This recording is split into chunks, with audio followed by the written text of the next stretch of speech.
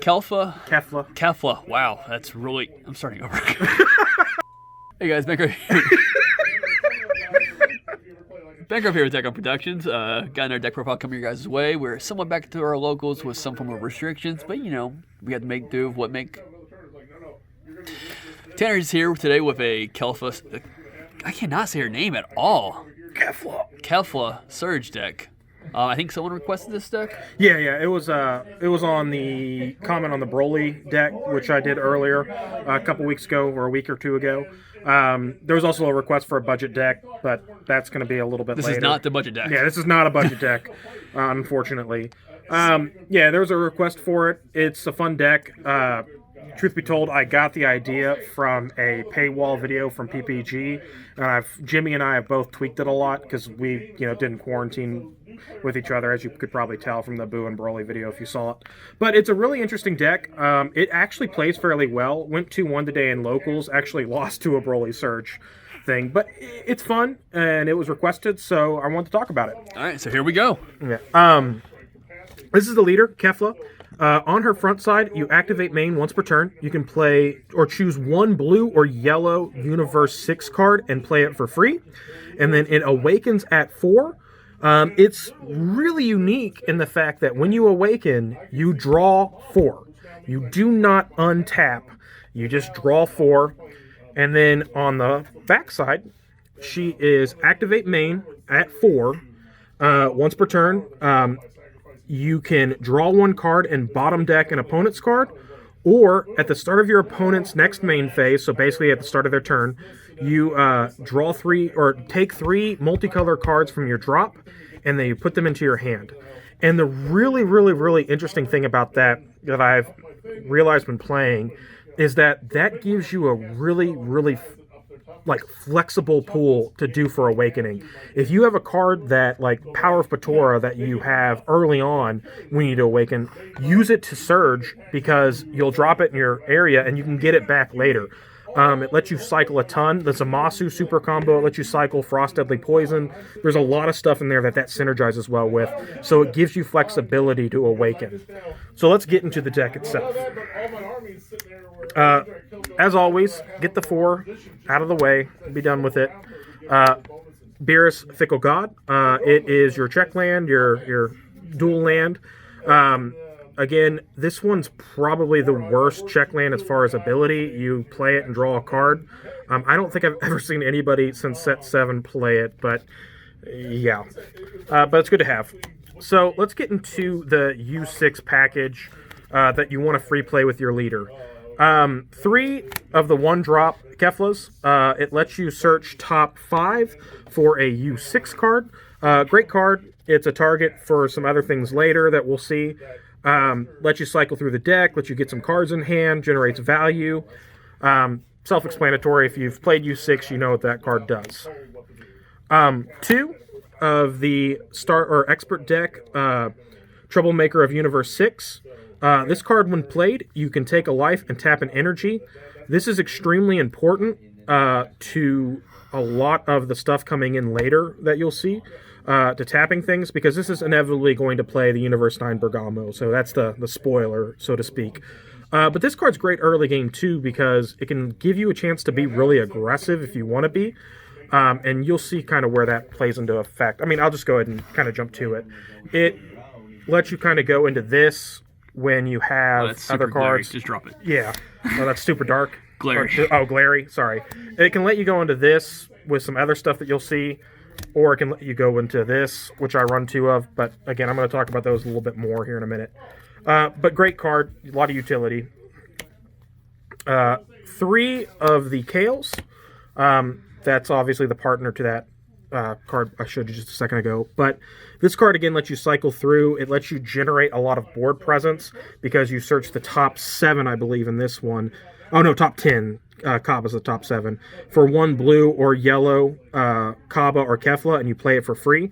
It's a really, really disgusting turn 1 play. Charge a multicolor, play her for free, play a Kefla after that, or Khalifa after that, then boom, go into the brilliant pairing. and you've got a 19k dual attacker that they can't counterplay because they haven't even played an energy yet that you just have sitting on the field. This card is just mean.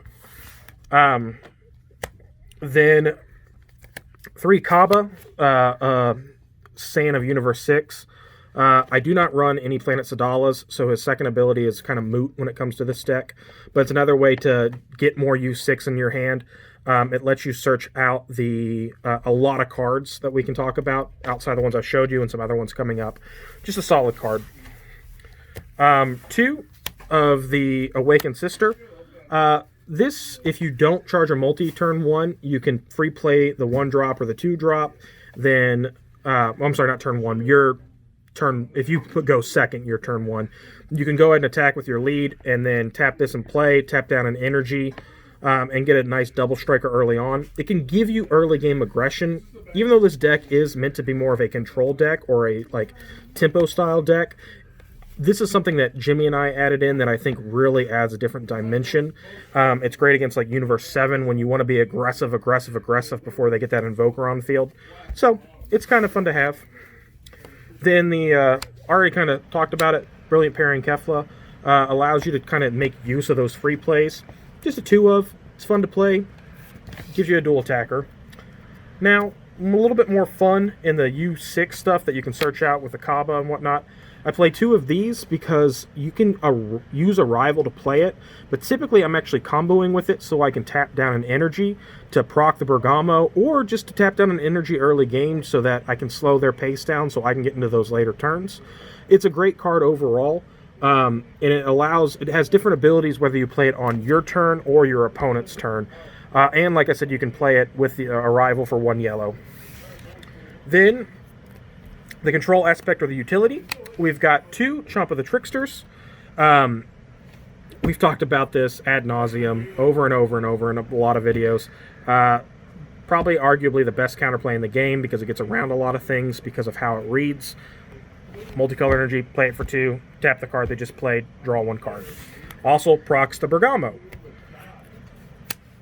2 of the Hit Deadly Vanguard from Draft Box 5. This card is just mean. I'm actually going to have to take it and read all of its abilities because it does so much. It is a counterplay when when the card has an energy cost of 5 or less, you return it to your hand. Once your opponent's turn, you reduce it by 2, so it comes out for 3. And on the auto, when you play it, you also choose another card with 5 or less and return it to its hand. This is great against Boo, turn 2 Han, really, really aggressive decks. If you can get to 3 energy when it tries to come back at you. Now, if they're going off, it's kind of a charge target. But, great card. 3 Frost Deadly Poison. You know this card is... You know all about it. It's just great. It's a card I hate. Yeah, you just hate it because it just does so many mean things. You can use it against the Frieza 5-drop that comes out that you can shoot out with Mutable Menace and things like that. You can use it against a ton of things at 3 energy. If you're at 2 or less, I believe it's 2 or less, you get to untap an energy, or it's 3 or less, I'm sorry. I was at 2 when I played it last game.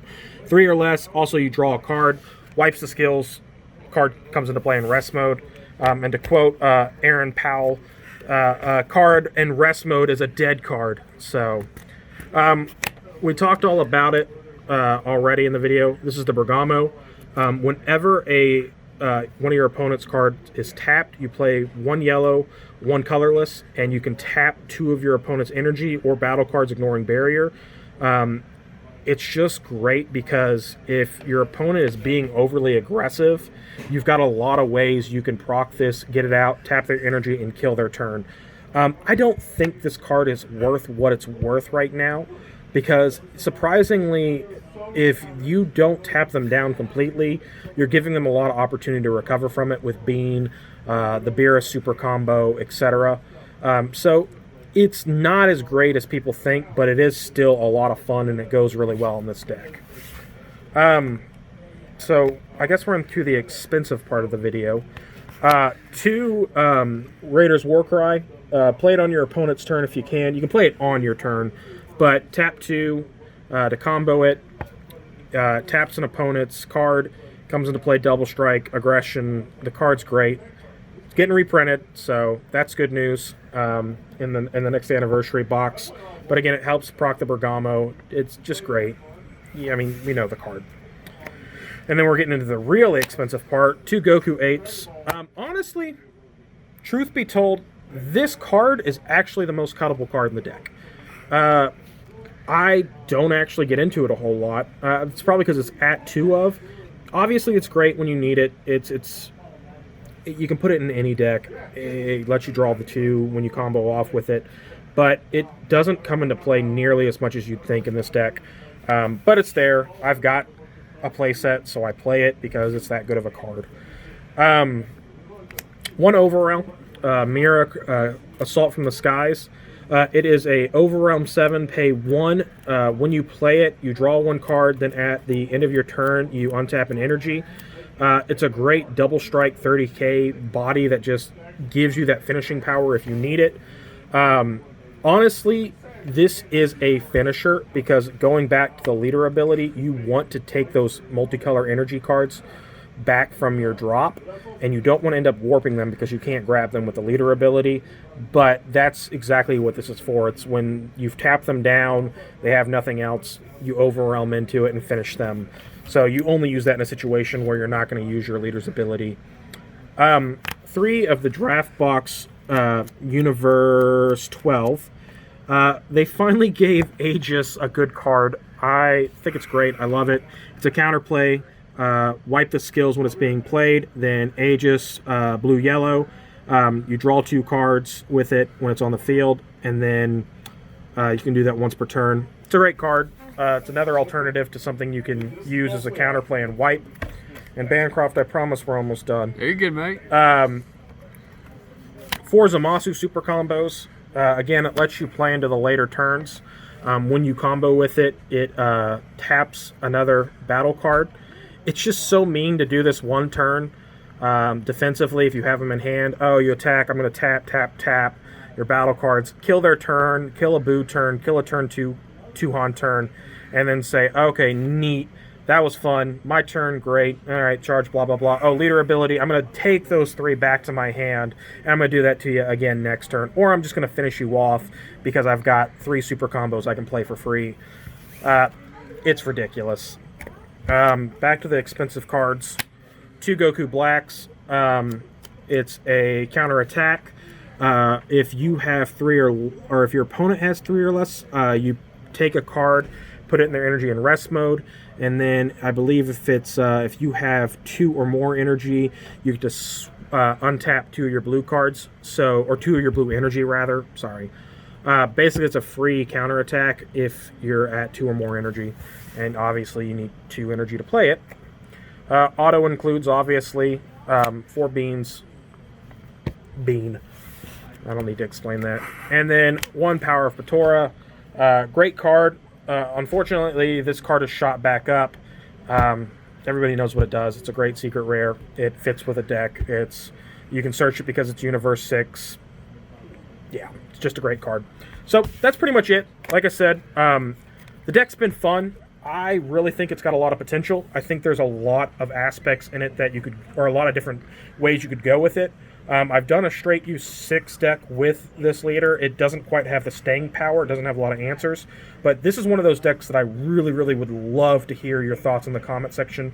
I try to do my best to get to every comment because I like talking about just decks in general. So please give me your feedback. I'd like to see where it's going or where it's heading in set 10. I think it's got a lot of potential. I think the leader just generates a lot of value. And I appreciate your time and you're watching. So that's it for me. Awesome. Thanks, Tanner. Like always, like I said, put in the comments what anything you guys like to see change or whatnot, opinions, anything you want to see us make, put in the comments as well.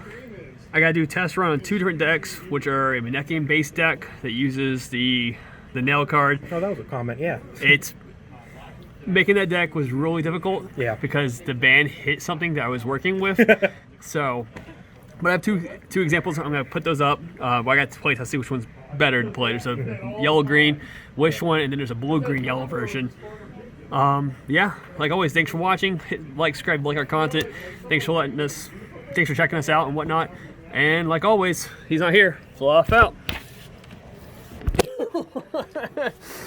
I don't know why, I don't feel like I'm energetic.